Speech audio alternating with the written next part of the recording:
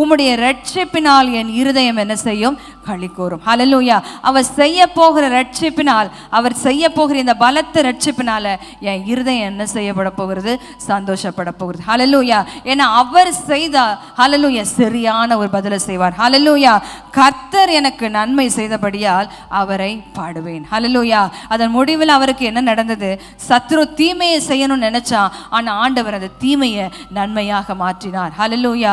அது கர்த்தர், அவர் சொல்றாரு கடைசியில, கர்த்தர் எனக்கு நன்மை செய்தபடியால் அவரை பாடுவேன். ஹல்லேலூயா. தன்னுடைய கடைசி மரணத்தின் விளிம்பில கூட அவனை என்ன செய்யல? விட்டு கொடுக்கல. அதே போலதான் கர்த்தராகிய இயேசு கிறிஸ்து கல்வாரி சிலுவையில ஹல்லேலூயா நமக்காக சகலவற்றையும் அவர் என்ன செய்தார்? சிலுவையில நமக்காக செய்து முடித்தார். ஹல்லேலூயா. அந்த செய்து முடித்ததனுடைய அந்த விடுதலையை தான் நாம இன்றைக்கு அனுபவித்துக் கொண்டிருக்கிறோம். ஹல்லேலூயா. யோசேப்புக்கு விரோதமாக எழுப்பின பகைஞர்களையும் பகை கூட்டங்களையும் அவர் என்ன செய்தார்? மேற்கொள்ள உதவி செய்தார். அதே போல இன்றைக்கும் ஆண்டவருடைய சமூகத்துக்கு வந்திருக்கிற ஒவ்வொருத்தருக்கும் ஆண்டவர் கல்வாரியில செய்து முடித்த அந்த finished work of Christ, அது தேவன் நமக்கு சம்பாதித்து கொடுத்திருக்கிற அத்தனை வெற்றியையும் இன்றைக்கு நாம சுதந்திரிக்கும்படியாக தான் நமக்காக அன்றைக்கு சுமந்து தீர்த்தார். ஹல்லேலூயா.